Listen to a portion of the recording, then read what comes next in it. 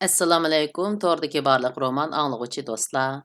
Biz Angliya yozuvchisi George Orwell yozgan 1984 degan romanni o'qishni davomlashtiryapmiz. Oldingi qismda Winstonning patqoq, mehnat, London ko'chalarini aylangan va qavoqxonaga kirib boshqalar bilan suhbat o'tkazgan yerlarda o'qib o'tgan edik. Endi davomini o'qiymiz. Bir qo'rqunush uning tapinidan kirib beshidan chiqib ketdi. Xotirini setilishning o'zila yetarli xatarlik ish edi.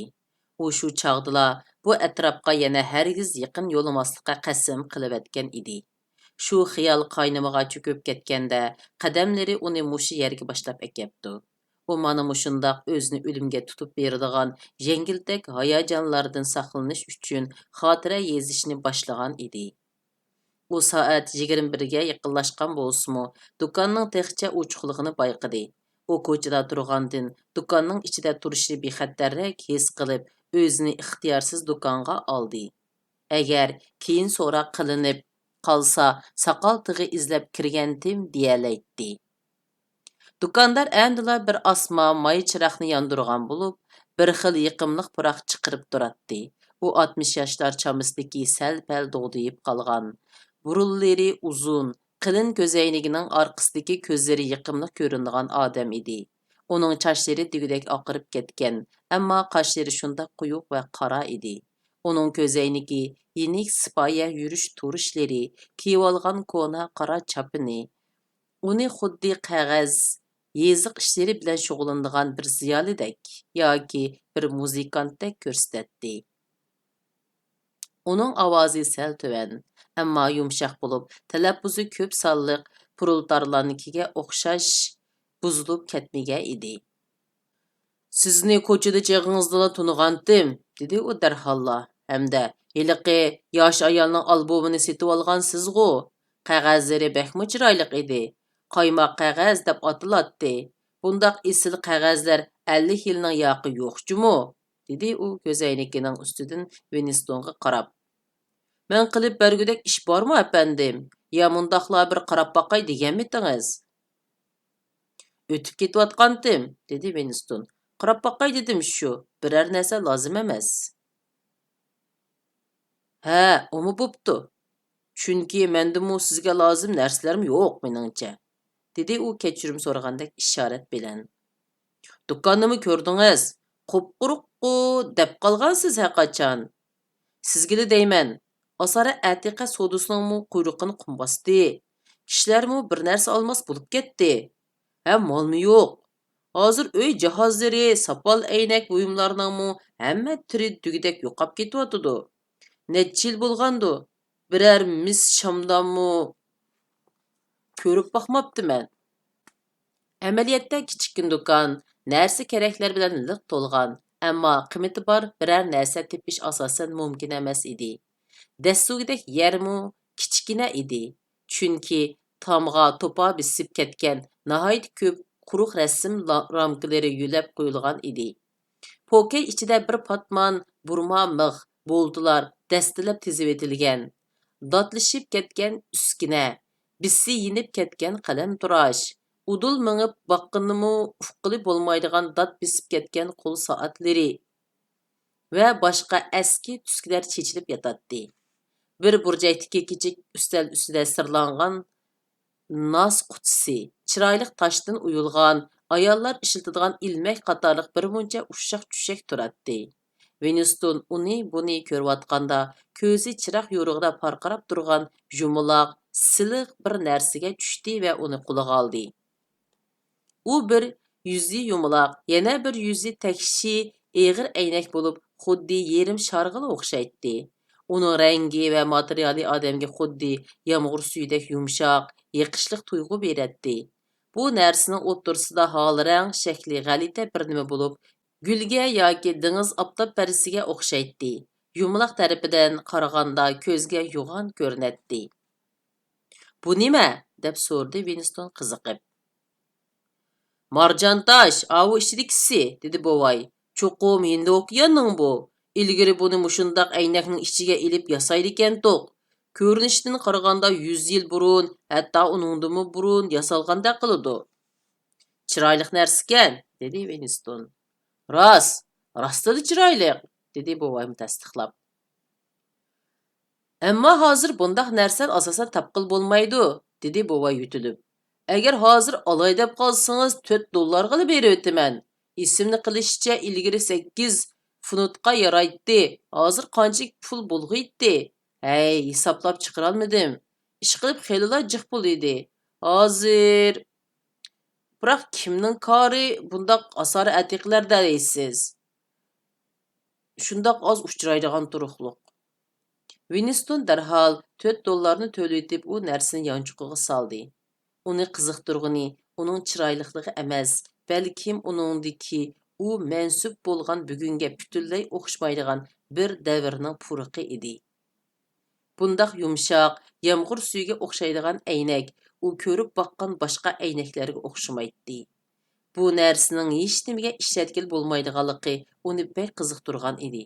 Shundaqdimi u buni bir zamonlarda qog'oz bosqu qilib ishiltibdikan deb faraz qildi. U Winstonning yanchuqini xeylilar eg'ir bosdi, ammo taliga ancha burtib chiqib turmadi. Bu bir g'alati narsa edi. Bir partiya a'zosiga nisbatan buni ko'tarib yurish sal xatarlik edi. Kona shundaqla chiroyli har qanday narsa gumonliq sanaladi. Buvay $4 ilib xo'shalligidan echilib ketdi. Winston uningga aslida $2-3 bersimi bo'ldiganligini bilib qoldi. Ustida yana bir uy bor. Qarab boqasizmikin? Ishchida g'ujiq narsim yo'q. Faqat bir qancha parcha-purat narsalar bor, dedi u. Agar chiqqingiz bo'lsa, chiroq yondiray.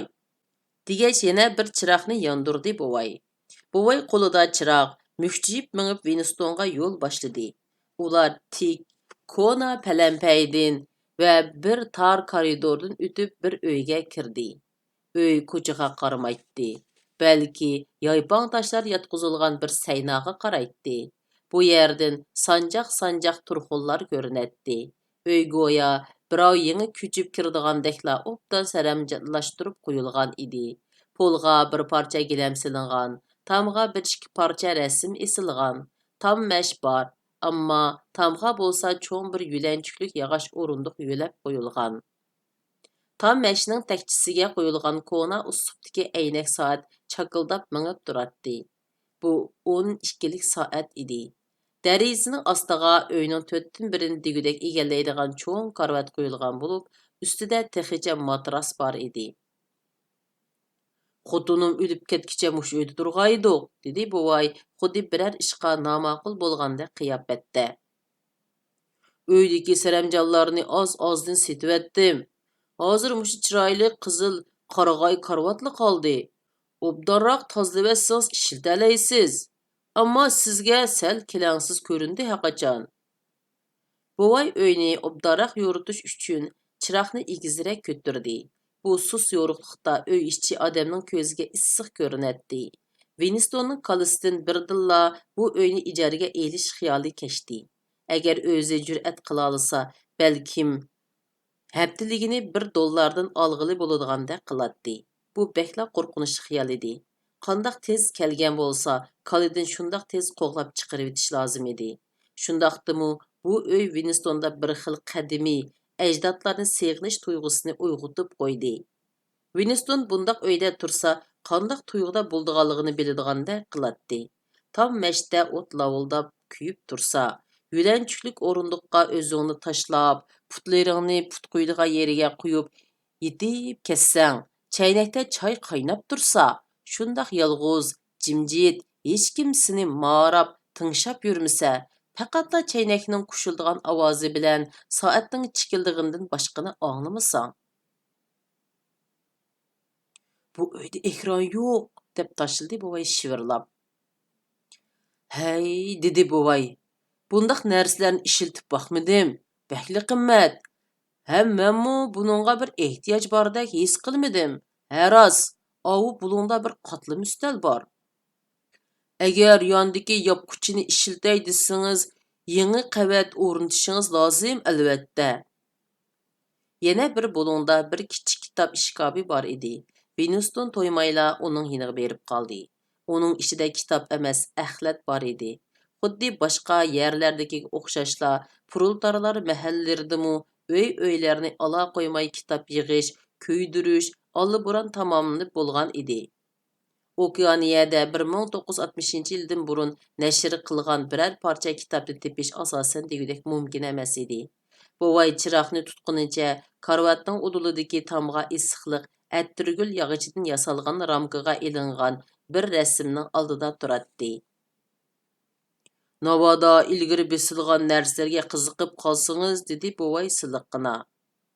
Winston rasmga sinchilib qarab ketdi. Bu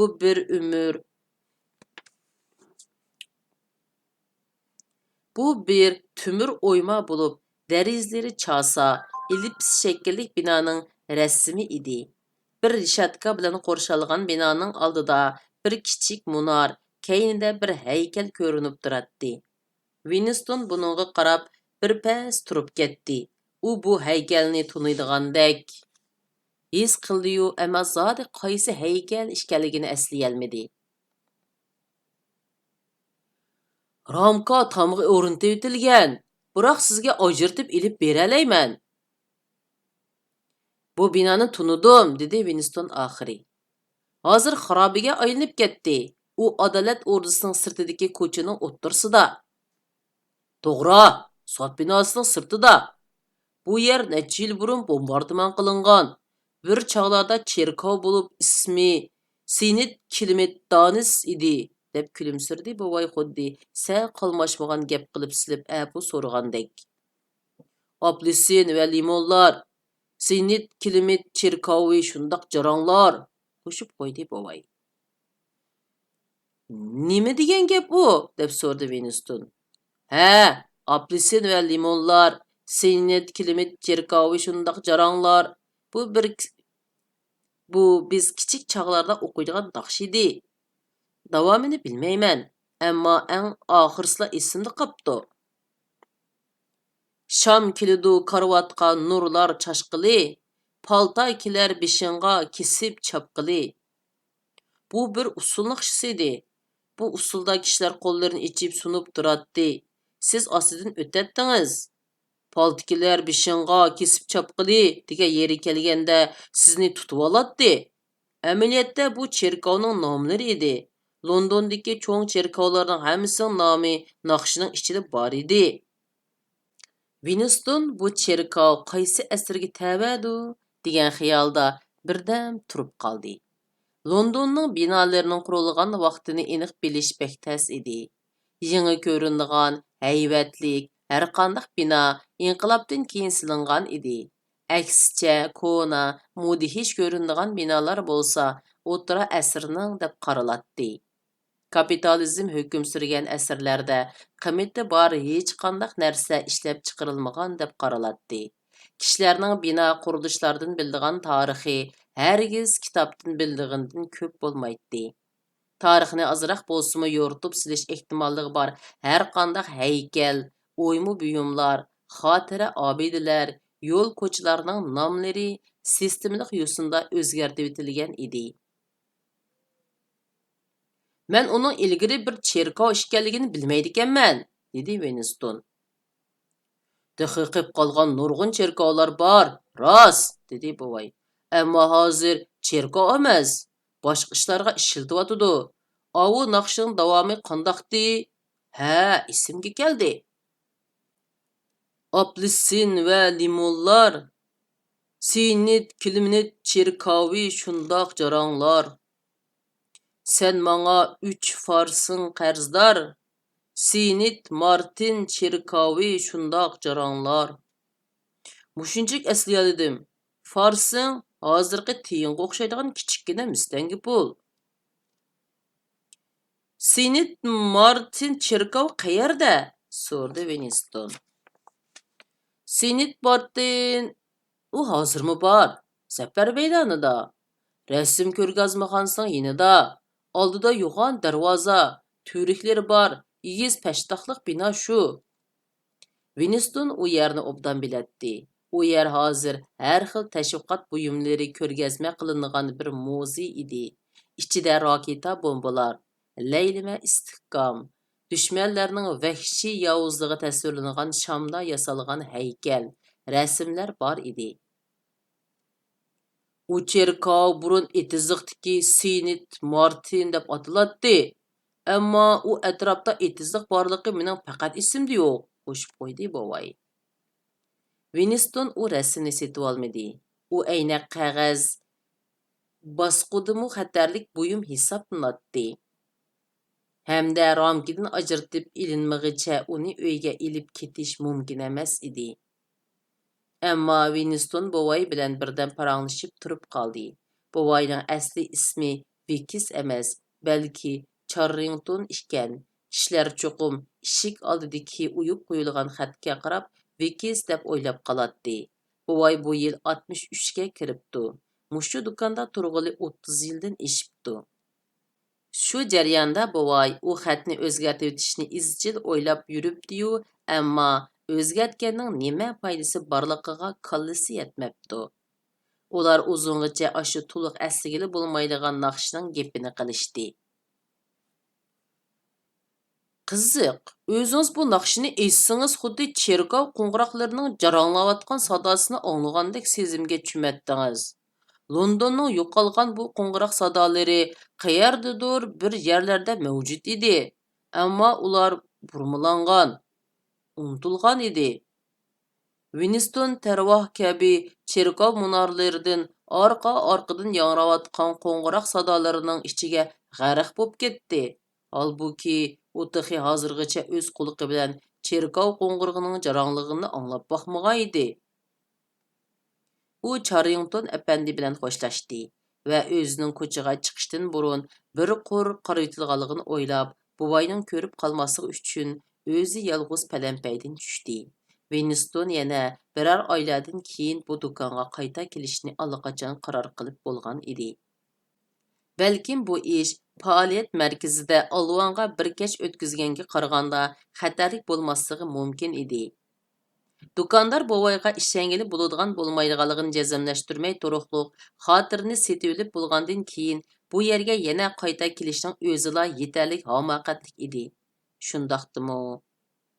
To'g'ri, u yana keladi. U shundoq o'yladi. U yana chiroyli axlatlarning ichidan yana ba'zi narsalarni ilishi mumkin edi. U ovi cherkovning rasmini ramkasidan ajratib ilib, paltosining ichiga tiqib akilishi mumkin edi. Yana Charrington apandining xotirasida qilib qolgan boshqa naqshlarni ko'chilab beqishi mumkin edi. Hatto bu uyni ijaraga elishdek saranglarcha xiyolmi kalisidan chaqmoq chaqqandekla o'tib ketdi. Bayamqi 5 minutlik naqsha qo'yniga g'arq bo'lish uni parvosiz qilibdi-mu tang. U derazadan beshini chiqarib ko'chini kuzatib boqmayla chiqaverdi. Hatto u bayamqi naqshni g'ingshib aytishni boshlab ketdi. Apelsin va limonlar, Saint Kamlet cherkovi shundoq jaranglar. Sen manga 3 farsing qarzdor. Saint Martin cherkovi shundoq jaranglar. To'satdan Winstonning butun ich a'zoyi muzlab, jini halqumga tiqilib qoldi. Oldi tarafdan partiya formasi kiyib olgan biri kelyotdi. Ularning orasi 10 metr muqalmaga edi. U hiliqi qora chachli qiz edi. Kun xeyli qaranglashgan bo'lsa-mu, uni tunish qiyin emas edi. U qiz Winstonning ko'ziga shundoq bir qaradi va xuddi ko'rmagandekla yo'liga mingiverdi. Winston bir necha sekund xuddi palach bo'lib qolgan qadamlarini yo'tkalmadi. Ondan u o'ngga burilib, eg'ir qadamlar bilan mingib ketdi. Hatto u o'zini xato yo'linishga kirib qolganini bilolmadi. Qandoqli bo'lmasin, bir savolning javobi yeshildi. Qora chachli qizning uning keyniga tushganligidan endi hech qanday gumon qolmadi. U jazman Winstonga ergishib bu yergacha kelgan edi. Chunki partiya a'zolarining mushundaq kechda, mushundaq orqa ko'chalarda yurishi, uchrashib qilishi hargizmi tasodifilik emas edi. Uning ustiga bu yer partiya a'zolari yuradigan yerdan bekda yiroqda bo'lib, udul kep qilishi aslo mumkin emas edi. U qizning amdi rasmiy ideya soqchisining odami bo'lishimi yoki aktiv ishdan sirt ishpiyon bo'lishimi muhim emas edi. Winstonni paylab yurganligining o'zila yetarlik edi. U qiz Winstonni baya qavoqqa kirgandila ko'rgan bo'lishimi mumkin edi. Uning meng'ishi qiyinlashdi. Yanchug'idagi yiliqi aynak har qadamda uning yonpishiga tegib beorom qilyotdi. Winston uni tashlayotaymi yo deb sal ikkilanib qoldi. Eng yomoni uning beli chidag'usiz og'rib ketdi. U biror hojatxonaga berib olmasa, xuddi o'lib ketadigandek tuyulib ketdi. Ammo bundaq chet bulunglarda ommaviy hojatxona yo'q edi. Bu jiddiy og'riqni asta qo'yib berdi. Ammo yanala birdamgacha og'riqning ta'siri ketmadi. Bu bir xalta ko'cha edi. Winston nima qilishini o'ylab birdam turib qoldi. Ondan keyniga burilib, kelgan tarafga yondi. U keyniga burilganda, u qizning o'zining oldidan o'tib ketgili amdi 3 minutcha bo'lganligini his qildi. Balkim u qora chachli qizga yetishalishi mumkin edi. Winston uning izidan paylab mengib, xilvat bir joyga kelganda tosh bilan kallasiga birni qo'yibla o'ldirib yetalishi, balkim yonchug'idagi aynak sharcha bilanmi shu ishni bijirgili bo'lishi mumkin edi. Ammo u darhol bu xiyoldan voz kechdi. Chunki uning shu topda undaq jismoniy quvvati yo'q edi. U yugurolmaydi. Kelishtirib birnimi sololmaydi. Uning ustiga u qizmu yosh, qovul, o'zini qo'g'diyolaydi. U yana hozirla faoliyat markaziga berib, u yerda hamma odam tarqalg'ucha turib, o'zining bugun kechda mushu yerda bo'ldiganligiga isbot tayyorlab qo'yishni o'yladi. Ammo bu asla mumkin emas edi. Shu topda uningda qilchilik mador qolmagan edi. Uning hozir o'ylaydig'ini uyga balduroq qaytib, tinchlanib edi. U uyiga kelganda soat 22 dan oshgan edi. 23 yerimda chiroq o'chiriladi.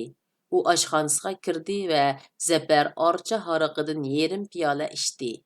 Ondan hiliqi ustilining yiniga berib o'rindiqda o'ltirdi va tortmadan xotirasini oldi. Biroq u xotirini ilib ochmadi. Ekrandan bir ayolning chiqroq ovozi aytgan vatanparvarlik naqshisi yangrashqa boshladi.